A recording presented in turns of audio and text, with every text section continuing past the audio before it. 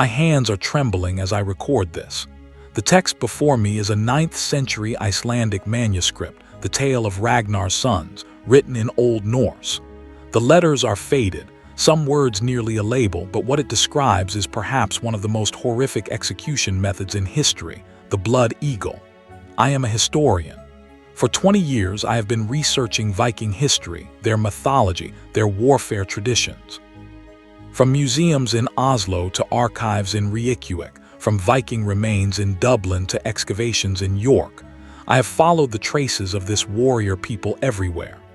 And the blood eagle is the most controversial, most mysterious and most bloody story I have encountered, because this was not just an execution.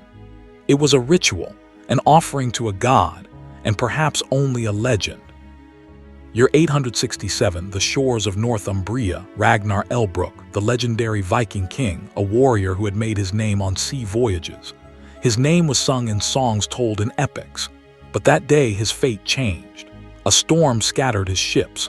Ragnar washed ashore with only a few men. King Ælla's army captured him, and Ælla wanted to send a message. He threw Ragnar into a pit filled with venomous snakes. According to the sagas, Ragnar sang as he fell into the pit.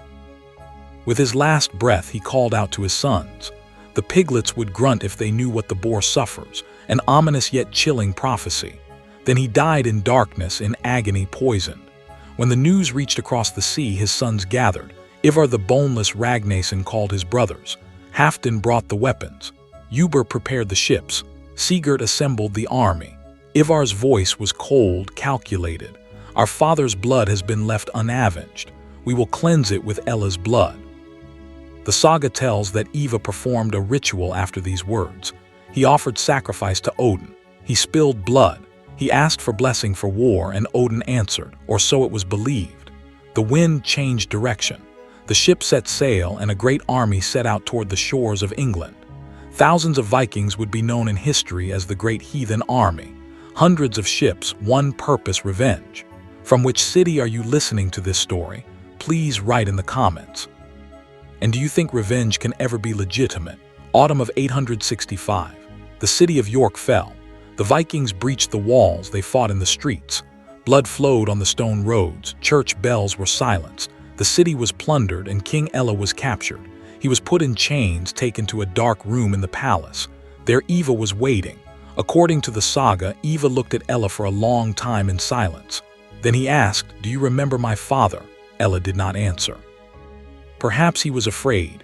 Perhaps he was proud. Perhaps he knew his end had come. Ivar smiled, but this was not a smile of joy. This was a dark promise. I will show you my father's death, but slower. The blood eagle ritual was not just an execution. According to the Vikings, this was an offering to Odin. Odin was the god of war, the god of death, the god of wisdom.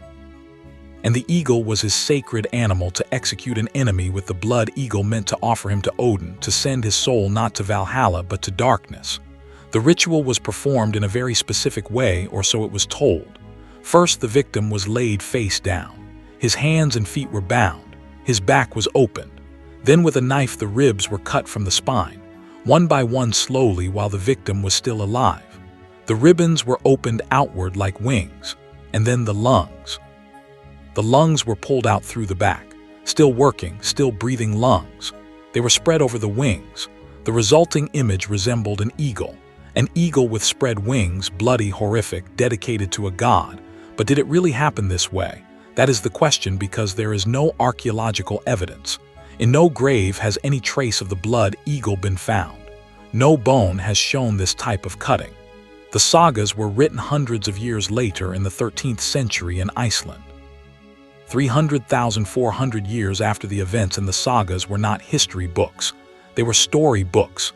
Legend, fact, propaganda, all were mixed together. Some historians say the blood eagle never happened. This is a legend, a story invented to show Vikings as barbarians because Christian sources wanted to portray Vikings as barbarians, heathens, monsters. The more horrific they showed them, the more meaningful Christianity's victory would be. The blood eagle was perfect propaganda. Look what these heathens did. But other historians say the blood eagle was really performed. Perhaps rarely, perhaps only in special cases, for not completely fabricated. Because the Vikings' other rituals were also brutal. They offered human sacrifices. They made drinking cups from their enemies' skulls. They made tools from their bones. Why should the blood eagle be different? I, as a historian, think this. The truth is in the middle. The blood eagle was perhaps really performed, but very rarely only for the greatest enemies, the greatest betrayals, the greatest moments of revenge. Because this was not a practical execution. This was a symbolic execution, a message to the gods, to enemies, and to their own people. Those who touch us die like this. If you like the video, please like it. If you follow, I will share more dark history stories about Ælla's end. There are different accounts. According to the saga, Ivar executed Ælla with the blood eagle slowly in agony. Ælla's screams echoed through the streets of York, but the Anglo-Saxon Chronicle says something different. It writes that Ælla was simply killed, gives no detail, does not mention the ritual. Perhaps it was too horrific. They didn't write it. Perhaps it never happened. Perhaps the truth was lost. But there are other stories that mention the blood eagle. In 864, King Edmund was captured by Vikings. He did not renounce his Christian faith. One of the Vikings tied him to a tree and filled him with arrows. Some sources say the blood eagle was also applied to Edmund, but this is disputed. In 867, King Osbert of Northumbria was killed by Vikings. Some sources claim this ritual was also applied to him, but again, there is no definitive proof. The language of the blood eagle is very interesting. The word blow consists of the Old Norse words for blood and eagle. But some linguists say this may be a translation error. Perhaps not blood eagle, but blood eagled, meaning made into a bloody eagle. Perhaps something completely different. Perhaps the ritual was performed differently. Perhaps just cutting the back and leaving it. Perhaps just opening the ribs without removing the lungs. Or perhaps it was not physical at all. Perhaps it was just a poetic expression, meaning we destroyed the enemy like an eagle.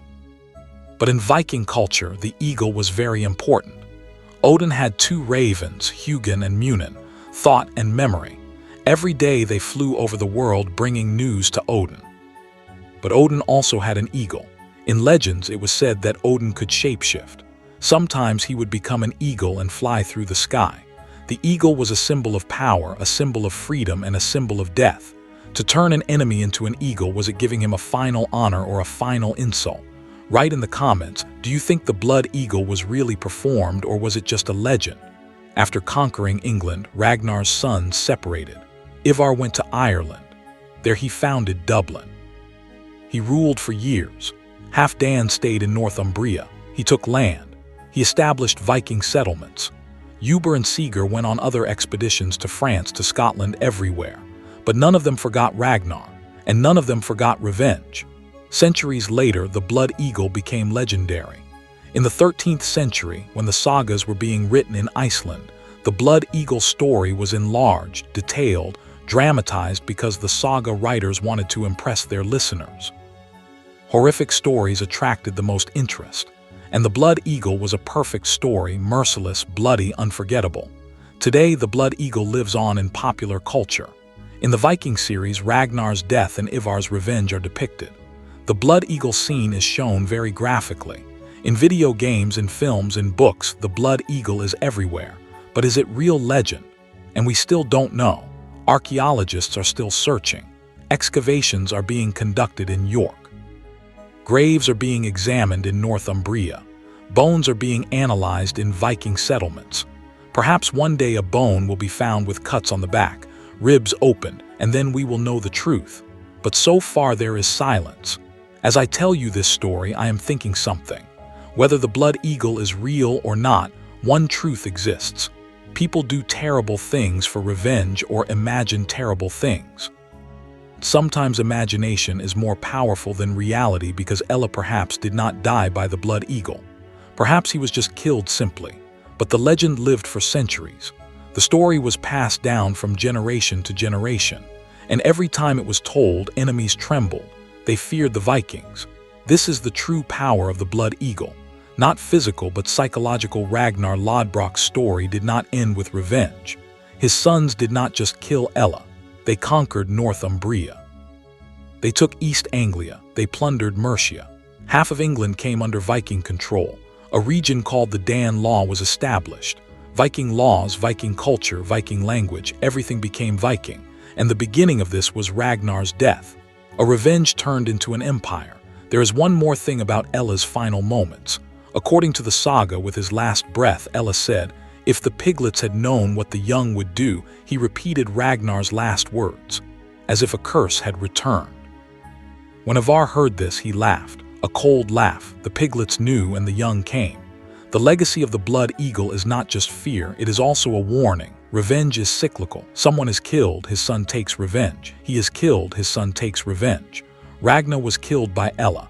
Ælla was killed by Ragnar's sons, then they too by others. The cycle never ended. The Viking Age ended in the 11th century. Christianity spread to northern Europe. Vikings were baptized. Temples were converted into churches, and rituals like the blood eagle were banned, viewed as barbarism, a past to be forgotten. But it was not forgotten because human nature did not change. The desire for revenge still exists, violence still exists, and sometimes the darkest past is the brightest mirror. If this story affected you, please like and follow. Write in the comments, which dark history story would you like to hear? Which forgotten ritual? Which lost legend? Because I am a historian. My duty is to tell the past, whether beautiful or ugly, to remind the forgotten, to bring shadows to light. See you in the next video. Don't forget history, because history is not just the past. It is the mirror of today and the warning of the future. And the blood eagle teaches us this. Revenge is not a solution. It is only a new beginning of a new.